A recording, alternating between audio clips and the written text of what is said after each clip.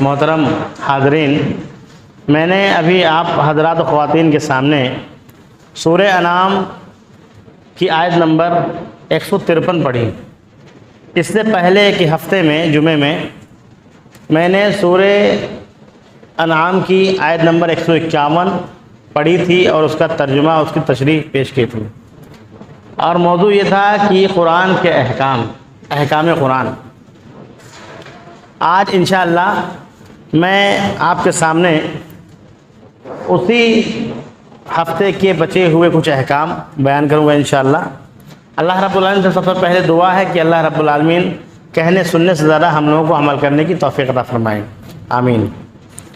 آیت نمبر 152 میں اللہ رب العالمین نے ارشاد فرمایا: وَلَا تَقْرَبُوا مَالَ الْيَتِيمِ إِلَّا بِالَّتِي هِيَ أَحْسَنُ حَتَّى يَبْلُغَ أَشُدَّهُ وَأَوْفُوا الْكَيْلَ وَالْمِيزَانَ بِالْقِسْطِ لَا نُكَلِّفُ نَفْسًا إِلَّا وُسْعَهَا وَإِذَا قُلْتُمْ فَعْدِلُوا وَلَوْ كَانَ ذَا قُرْبَىٰ وَبِعَهْدِ اللَّهِ أَوْفُوا ذَٰلِكُمْ وَصَّاكُمْ بِهِ لَعَلَّكُمْ تَذَكَّرُونَ۔ اس سے پہلے کی آیت نمبر 151 میں اللہ رب العالمین نے کہا ذَٰلِكُمْ وَصَّاكُمْ لَعَلَّكُمْ تَعْقِلُونَ۔ وہ احکام جو پچھلے ہفتے بیان کیے گئے تھے، اس کے آخر میں یہ کہا گیا تھا، اللہ رب العالمین نے کہا تھا کہ یہ احکام اس لیے بیان کیے جا رہے ہیں تاکہ تم عقل مند بن جاؤ، تاکہ تم عقل لگاؤ۔ آج آیت نمبر 152 میں نے پڑھی ہے ابھی آپ کے سامنے، اس میں اللہ رب العالمین نے کہا ہے اور دیکھو یتیم کے مال کے قریب مت جانا، الا باللتی ہی احسن، جانا تو احسن طریقے سے، اچھے طریقے سے۔ یتیم کے مال کے قریب جانے کا کیا مطلب ہے؟ ہمارے گھر میں ہمارے والدین ہیں، ہمارے چچا ہیں، ان کے بیٹے ہیں، خدا نخواستہ کوئی بچہ یتیم ہو گیا اور اس کا مال ہے، اس کی پراپرٹی ہے، اس کا حصہ ہے، اور ہم نے کیا کیا؟ اپنے چچا کے فوت ہو جانے کے بعد یا اپنے بھائی کے فوت ہو جانے کے بعد اپنے بھتیجے کا حق چھین لیا، کہا تمہارا کوئی حصہ نہیں ہے اس میں، اور وہ کھا گئے ہم۔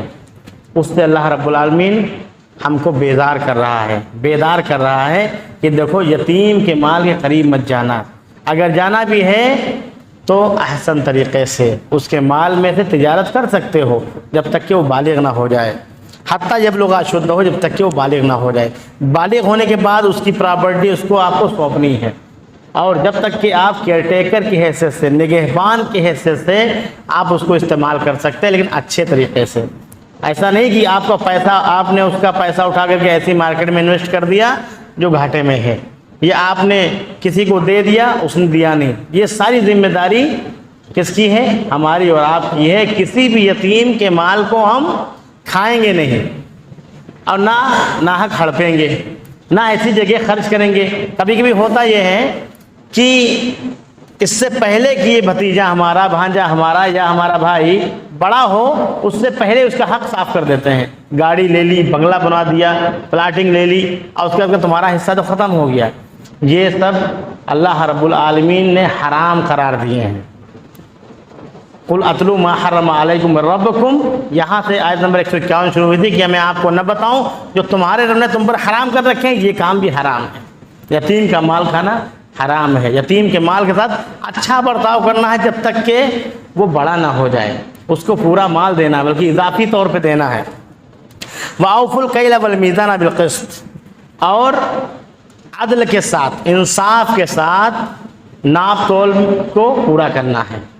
ناپ تول، ہم کوئی سامان، کوئی تجارت کر رہے ہیں، ہم نے لیا تو کم لیا، بڑھا کر کے لیا، اور ہم نے دیا تو کم دیا۔ ہم اور آپ تجارت کرتے ہیں، کوئی نہ کوئی پیسہ ہمارا ایسا ہے تول کے یا میٹر کے حساب سے ہم لیتے ہیں اور دیتے ہیں، تجارت کرتے ہیں۔ اس بارے میں اللہ رب العالمین کے احکام یہ ہے کہ ہم اگر لیں تو برابر لیں اور دیں تو برابر دیں، عدل کا تقاضا کریں۔ یہ اتنا بڑا گناہ ہے ناپ تول میں کمی کرنا کہ شعیب علیہ السلام کی قوم اسی لیے تباہ ہوئی، صرف ایک برائی کی وجہ سے کہ ناپ تول میں ہیرا پھیری کرتے تھے۔ لینے کے وقت کیا کہتے تھے؟ کیا ترازو جھکا کر کے لیتے تھے، ڈنڈی ایسے ہو ہماری طرف ہو، اب دینے کے وقت ڈنڈی ہی پکڑ لیتے تھے کہ بس کوئی دیکھے نا۔ چوری آج کل جس طریقے سے راشن کی دکانوں پہ ہوتا ہے، اور ہمارے اور آپ کے اندر بہت ساری یہ تجارتی جتنے بھی لوگ ہیں کچھ نہ کچھ یہ رہتا ضرور ہے۔ اس کے بعد میں اللہ رب العالمین نے کہا ہے لا نکلف نفسا الا وسعها، ہم اتنا ہی بوجھ ڈالتے ہیں اس پر جتنا اس کی طاقت ہوتی ہے۔ تم کو ہم جب ڈنڈی پورا کرنے کی وجہ سے، میزان کو برابر تولنے کی وجہ سے، میٹر برابر ماپنے کی وجہ سے تم کو ہم جب دے رہے ہیں، اس میں برکت دے رہے ہیں، تو کیا ضرورت ہے تم کو ڈنڈی مارنے کی؟ ہم تمہارے اوپر اتنا بوجھ نہیں ڈالیں گے۔ تم حرام کمائی کر رہے ہو کہ ہم اپنے بچوں کو کیسے پالیں گے، ہم پرورش کیسے کریں گے، اچھے اسکولوں میں کیسے پڑھائیں گے، تو کیا کرتا ہے آدمی؟ حرام مال کھاتا ہے، ناپ تول میں کمی کرتا ہے، لینے کے وقت زیادہ لیتا ہے تاکہ کسٹمر جان نہ پائے، اور دینے کے وقت کم دیتا ہے تاکہ کسٹمر جان نہ پائے۔ یہ کیا ہے؟ حرام ہے، یہ برائی نہیں، بہت بڑی برائی ہے، یہ اللہ کے احکام ہیں۔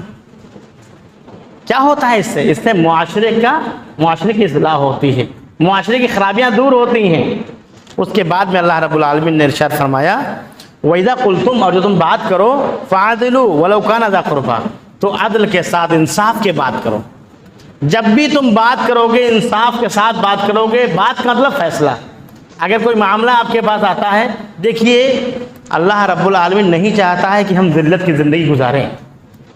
معاملات اسی کے پاس آئیں گے جو اثر و رسوخ والا ہوگا، اور پیسے سے، دولت سے، جاہ و منصب سے اثر و رسوخ نہیں ہوتا ہے۔ جس کے اندر جتنا تقویٰ ہوگا، اللہ رب العالمین اتنا ہی اس کے اندر اس کی پرسنالٹی کو بڑھاتا ہے، اس کے عہدے کو بلند کرتا ہے، اس کے منصب کو بڑھاتا ہے، اس کی عزت سماج و معاشرے میں ہوتی ہے جتنا اس کے اندر عدل ہوگا۔ اب کہا جا رہا ہے وَإِذَا قُلْتُمْ فَعَدِلُوا، جب تمہارا معاملہ فیصلہ کرنے کا ہے تو عدل کے ساتھ، انصاف کے ساتھ فیصلہ کرو، وَلَوْ كَانَ ذَا قُرْبَىٰ، چاہے وہ تمہارا قریبی رشتہ دار ہی کیوں نہ ہو۔ ہوتا کیا ہے آج اس چیز کی بہت بڑی برائی دیکھنے کو ملتی ہے۔ کوئی عہدے والا ہے یا کوئی پیسے والا ہے، اگر اس کا کوئی معاملہ ہے تو وہ رشوت دے کر کے یا اپنے عہدے کا غلط استعمال کر کے اپنے بھائی کو، اپنے رشتہ دار کو، اپنے قریبی کو، اپنے جاننے والے کو باعزت بری کروا لیتے ہیں یا ناحق چھڑا لیتے ہیں۔ عدل کا تقاضا وہ کھو دیتے ہیں، عدل نہیں کرتے، اپنی جان پہچان کا فائدہ اٹھا کر کے وہ اس کو بچا لیتے ہیں۔ قرآن کے احکام کیا ہیں؟ یہ ہمارے رب کے احکام ہیں۔ ہمارے رب سے مراد صرف مسلمانوں کا رب نہیں، اللہ رب العالمین جو اکیلا ایشور ہے وہ سب کا رب ہے، اور سب کے لیے احکام ہے، سب کے لیے احکام ہے کہ جب بھی تم فیصلہ کرو گے، تمہارے قریبی رشتہ دار ہی کیوں نہ ہو، اگر اس کی غلطی ہے تو اس کو سزا دی جائے گی۔ تم حق فیصلہ کرو گے، اگر انصاف نہیں کرتے ہو تو سماج میں برائی پیدا ہو کہ ان کے قریبی تھے، انہوں نے اس کی غلطی کو نظر انداز کر دیا۔ ایسا نہیں ہونا چاہیے، اللہ کے احکام ہیں۔ اس چیز کو بھی اللہ رب العالمین نے حرام قرار دیا کہ تمہارا قریبی ہو، تمہارا جاننے والا ہو، اس کو تم بچا لو، اس کو تم نکال لو، ناحق ناانصافی کر بیٹھو۔ انصاف کی بات ہمیشہ کرنی چاہیے، چاہے ہمارا قریبی رشتہ داری ہے اس کی زد میں کیوں نہ آ رہا ہو، ہمیشہ انصاف کی بات کرنی چاہیے۔ اس کے بعد میں اللہ رب العالمین نے کہا وَبِعَهْدِ اللَّهِ أَوْفُوا، اور جو اللہ سے تم نے عہد کیا ہے، کلمہ لا الہ الا اللہ محمد رسول اللہ کا اخراج جو کیا ہے، ہم نے وہ عہد لیا ہے کہ اللہ کے علاوہ کسی کی عبادت نہیں کریں گے اور طریقہ محمد صلی اللہ علیہ وسلم کا اختیار کریں گے۔ یہ عہد ہے اللہ رب العالمین سے ہمارا، اور نبی صلی اللہ علیہ وسلم زندگی کو آئیڈیل اور نمونہ بنائیں گے، ان جیسے ہی اعمال کریں گے، ان جیسے ہی فیصلے ہی کریں گے، اسی طریقے کی زندگی ہم اختیار کریں گے۔ اس عہد کو ہم پورا کریں جو اللہ رب العالمین سے ہم نے کر رکھا ہے۔ ذالکم وصاکم بہ، اس چیز کی نصیحت، اس چیز کی وصیت، اس چیز کی تاکید، اس چیز کا تاکیدی حکم اللہ کرتا ہے لعلکم تذکرون، تاکہ تم نصیحت حاصل کرو۔ یہ 3-4 جو باتیں اس آیت میں کہی گئی ہیں، یہ نصیحت کے لیے کی گئی ہیں تاکہ تم ہوشیار ہو جاؤ، تاکہ تم کچھ عقل کے ناخن لو۔ اس کے بعد میں آیت نمبر 153 جو میں نے خطبے کے بعد پڑھی تھی، جو میں مخنوع خطبے کے بعد، اس میں اللہ رب العالمین وَأَنَّ هَذَا صِرَاطِ مُسْتَقِيمًا، اور یہی ہے میرا سیدھا راستہ۔ ہم ہر نماز میں دعا کرتے ہیں اہدنا الصراط المستقیم، اہدنا الصراط المستقیم، اہدنا الصراط المستقیم، کہ اللہ ہم کو صراط مستقیم دکھا۔ صراط مستقیم جب ہم قرآن پڑھیں گے تب پتہ چلے گا۔ یہ جو احکام اللہ رب العالمین نے آیت نمبر 151 152 میں نازل کیے، ان کو حرام کیا، یہ احکام ہے اللہ رب العالمین کے۔ اس کے بعد میں 153 نمبر آیت میں کہہ رہا ہے اللہ رب العالمین سورہ آل عمران کی کہ وَأَنَّ هَذَا صِرَاطِ مُسْتَقِيمًا، اور یہ میرا سیدھا راستہ ہے۔ فَاتَّبِعُوهُ، تو تم سب مل کر کے، جمع کا صیغہ استعمال کیا گیا، سب کے سب مل کر کے اس سیدھے راستے کی اتباع کرو، اس پر ہی چلنا ہے، قرآن و سنت پر ہی چلنا ہے، دین حنیف پر چلنا ہے، دین اسلام پر چلنا ہے۔ وَلَا تَتَّبِعُوا السُّبُلَ، اور دیکھو اور لوگوں کے راہوں پر مت چلنا، اور لوگوں کے راستوں پر مت چلنا، فَتَفَرَّقَ بِكُمْ، وہ تم کو کیا کر دیں گے؟ الگ الگ کر دیں گے، گروہ گروہ کر دیں گے، فرقہ بندی کر دیں گے، عن سبیلی، ایک راستے سے الگ الگ کر دیں گے، تم کو راہ راستے ہٹا دیں گے۔ ذالکم وصاکم، یہ اللہ کا تاکیدی حکم ہے تمہارے لیے، بہ لعلکم تتقون، تاکہ تم پرہیزگار بن سکو، تاکہ تم اللہ سے ڈرنے والے بن جاؤ۔ اب اس آخری آیت کے ضمن میں ایک حدیث ابن ماجہ میں بھی ہے لیکن وہ ضعیف ہے، اور مسند احمد میں اس کی سند صحیح سند سے ہے، جس کو امام احمد شاکر نے صحیح سند سے بیان کیا، مسند احمد میں وہ درج ہے۔ اس میں اللہ کے نبی محمد صلی اللہ علیہ وسلم نے ایک سیدھی لکیر کھینچی، ایک سیدھی لکیر کھینچی، اور اس کے بعد میں ایک دو دائیں اور دو بائیں لکیریں کھینچی، اور کہا دیکھو یہ ہے سیدھا راستہ، یہ ہے سیدھا راستہ، اور یہ جو راستے ہیں دائیں اور بائیں، چار خط کھینچے ہیں، چار خط کھینچے ہیں، پوائنٹ بھی نوٹڈ کہ چار خط ہی کیوں کھینچے نبی صلی اللہ علیہ وسلم نے؟ کیونکہ مشہور فرقے صرف چار ہیں، مشہور امام صرف چار ہیں، اماموں کی امت مسلمہ میں اماموں کی کمی نہیں ہے، بہت سارے امام گزرے ہیں، جتنے محدثین ہیں، جتنے سلف صالحین، سب کو امام گردان سکتے ہیں، لیکن مشہور صرف چار ہیں۔ ہو سکتا ہے نبی صلی اللہ علیہ وسلم نے یہ جو خط کھینچا تھا سیدھا والا، اس کے آس پاس یہ جو خط کھینچے گئے تھے، اس کی نشاندہی کرنے کے لیے چار خط کھینچے، کہا کہ یہ میرا سیدھا راستہ ہے، اور یہ سب کیا ہیں؟ یہ شیطان کے راستے ہیں، ان پر چلو گے راہ راستے بھٹک جاؤ گے۔ پھر اللہ کے نبی صلی اللہ علیہ وسلم نے یہی آیت تلاوت فرمائی، وَأَنَّ هَذَا صِرَاطِي مُسْتَقِيمًا فَاتَّبِعُوهُ، یہ میرا سیدھا راستہ ہے، اس کی اتباع کرو قرآن و سنت کا۔ وَلَا تَتَّبِعُوا السُّبُلَ، اور ان راہوں کی، یہ راہیں جو ہیں چاروں راہیں جن کو لوگوں نے فرقے بانٹ دیے ہیں، لوگوں نے گروہ بندی کر دی ہے، جبکہ کہا گیا ہے قرآن حکیم میں سورہ نمبر 42 کے آیت نمبر 13 میں، ان اقیموا الدین ولا تتفرقوا فیہ، دین کو قائم رکھو، سیدھے راستے پہ چلو اور فرقے نہ بناؤ۔ سورہ آل عمران میں بھی اللہ رب العالمین نے کہا ہے، اور بہت ساری آیات میں کہا ہے کہ یہ جو گروہ گروہ ہو گئے ہیں، ان سے نبی صلی اللہ علیہ وسلم آپ کا لینا دینا نہیں ہے۔ وَأَنَّ هَذَا صِرَاطِي مُسْتَقِيمًا، یہ ہے سیدھا راستہ، وَلَا تَتَّبِعُوا السُّبُلَ، کسی اور راستے کی پیروی مت کرنا، یہ سیدھا راستہ ہے۔ اب سیدھا راستہ کیا ہے؟ قرآن و سنت کا راستہ ہے۔ آج ہم جو گروہ بندی میں بٹے ہوئے ہیں، جو فرقے ہوئے ہیں، اس کی مین وجہ یہ ہے کہ ہمارے سماج میں قرآن کو اچھوت بنا دیا گیا، قرآن سے لوگوں کو دور کر دیا گیا، تمہارے بس کی بات ہی نہیں، تم قرآن نہیں سمجھ سکتے۔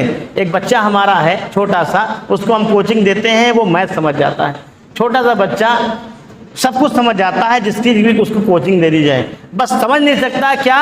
وہ قرآن نہیں سمجھ سکتا، کیوں؟ کیونکہ وہ صرف علماء کی ذمہ داری ہے۔ ایسا نہیں ہے، یہ قرآن دنیا کی ہدایت کے لیے نازل ہوا تھا۔ اللہ رب العالمین نے قرآن میں ایک اور جگہ ارشاد فرمایا، وَأَنزَلْنَا إِلَيْكَ الْكِتَابَ، ہم نے آپ پر یہ کتاب نازل کی ہے، فِيهِ تِبْيَانٌ لِكُلِّ شَيْءٍ، اس میں ہر چیز کا تشفی بخش جواب ہے، ہر چیز کا تشفی بخش جواب ہے قرآن میں، اور ہمارے پاس جواب نہیں، اس کا مطلب ہم پڑھ ہی نہیں رہے ہیں۔ جب ہم اس قرآن کو نہیں پڑھیں گے جس میں اللہ رب العالمین نے تمام جوابات کو نقل کر رکھا ہے، دنیا کی رہنمائی ہدایت کے لیے بھیج رکھا ہے، اس کو ہم نہیں پڑھیں گے، پھر ہم صراط مستقیم کیسے پائیں گے؟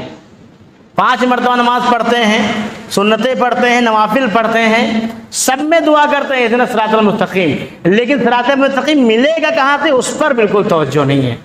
ہمیں چاہیے کہ ہم قرآن مجید کو پڑھیں، پڑھنے سے ثواب ملتا ہے، صرف تلاوت سے ثواب ملتا ہے، کتنی بابرکت کتاب ہے یہ۔ اس کے بعد جب آپ سمجھیں گے اس کو، اللہ رب العالمین آپ کے دماغ کے دریچوں کو کھولے گا، ہم آیات کو سمجھیں گے، اس پر عمل کریں گے۔ جب ہم عمل کریں گے تو ہم کو بتانے کی ضرورت نہیں پڑے گی، ہمارے عمل سے اسلام جب دکھے گا، لوگ مسلمان ہو جائیں گے، لوگ مسلمان ہو جائیں گے۔ سورہ نحل میں اللہ رب العالمین نے کہا دیکھو ایسا ایسا مت کرو، کچھ احکام بتائے، اس کے بعد کہا ایسا ایسا مت کرو ورنہ تم اللہ کے راستے سے روکنے والے بن جاؤ گے۔ آپ ایسا نہ ہو کہ آپ اللہ کے راستے روکنے والے بن جاؤ. روکنے والے کیسے؟ کوئی اللہ کی راہ سے روکے گا کیسے؟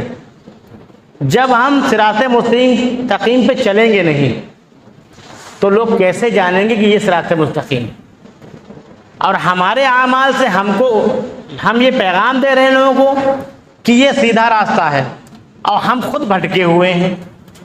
ہماری خود رہنمائی نہیں کی کسی نے، ہم کچھ جانتے ہی نہیں ہیں. اب ہمارے اعمال ایسے ہیں کہ غیر مسلم ہم کو دیکھ کر کے نفرت کر رہا ہے. اسلام سے اس کو نفرت ہو گئی، مسلمانوں سے اس کو نفرت ہو گئی ہے. ہم کو دیکھ کر کے وہ اسلام کو جج کر رہا ہے. ہمارے اعمال ایسے ہیں کہ اللہ کے راستے سے ہم ان کو روک رہے ہیں، ایمان لانے سے ان کو روک رہے ہیں. کیوں؟ کیونکہ ہم ان تعلیمات پر عمل نہیں کرتے جن پر عمل کرنے کے اللہ رب العالمین نے ہم کو بھیجا تھا. قرآن حکیم کو ہم پڑھیں، قرآن حکیم کو ہم سمجھیں اور قرآن حکیم پر ہم عمل کریں. اللہ رب العالمین تمام معاملات درست کر دے گا. ہمارے اپنے جب معاملات صحیح ہو جائیں گے. یہ کیا ہے؟ یہ آیت نمبر 151 152 153 میں اللہ رب العالمین نے احکام نازل کیے. یہ حرام چیزیں ہیں کہ ایک اللہ کے ساتھ کسی کو شریک نہیں ٹھہرانا، ترازو میزان میں عدل کرنا، گھٹ تولی نہیں کرنا، یتیم کا مال نہیں کھانا. یہ تمام احکام کو اللہ رب العالمین نے حرام قرار دیا ہے. اگر ان ساری چیزوں سے ہم بچتے ہیں تب تو ہم صراط مستقیم پہ چل رہے ہیں، ورنہ ہمارا صراط جو ہے، ہمارا راستہ جو ہے وہ فرقوں والا ہے، بھٹکا ہوا ہے. ہمیں چاہیے کہ ہم صراط مستقیم کی اتباع کریں. یہ اللہ کے احکام ہیں، ان پر ہمیں عمل کرنا چاہیے. جب ہم عمل کریں گے ہماری زندگی میں سدھار آئے گا، ہماری زندگی میں تبدیلی آئے گی. تبدیلی دیکھ کر کے لوگ اسلام لے آتے ہیں کہ یہ کیسا انسان تھا اور آج یہ کتنا عدل و انصاف کے ساتھ رہتا ہے، ہر جانور تک کے حقوق کو ادا کرتا ہے. اور مسلمان کس لیے بھیجا گیا تھا؟ مسلمان بھیجا گیا تھا اس دین کو آگے بڑھانے کے لیے. اور آج ہم وہ کام نہیں کر رہے ہیں. کیوں؟ عملاً نہیں کر رہے ہیں. جب ہم دین پر عمل کریں گے تبھی تو اس کو، کسی چیز کو جانے بغیر ہم کیسے کسی کو آگے بڑھا سکتے ہیں؟ جب ہم جانیں گے، سمجھیں گے، اس پر عمل کریں گے، آٹومیٹک دین غالب آ جائے گا. غالب کرنے کی ہم کوشش نہیں کرتے ہیں. دین کو غالب کرنے کا مطلب نہیں کہ ہم کوئی حکومت پا جائیں اور اپنا ڈنڈا چلانے لگیں. ایسا نہیں ہے. ہم اپنی نفس کو اللہ کے تابع کر دیں، سمجھ لیجیے آپ پر دین غالب ہو گیا.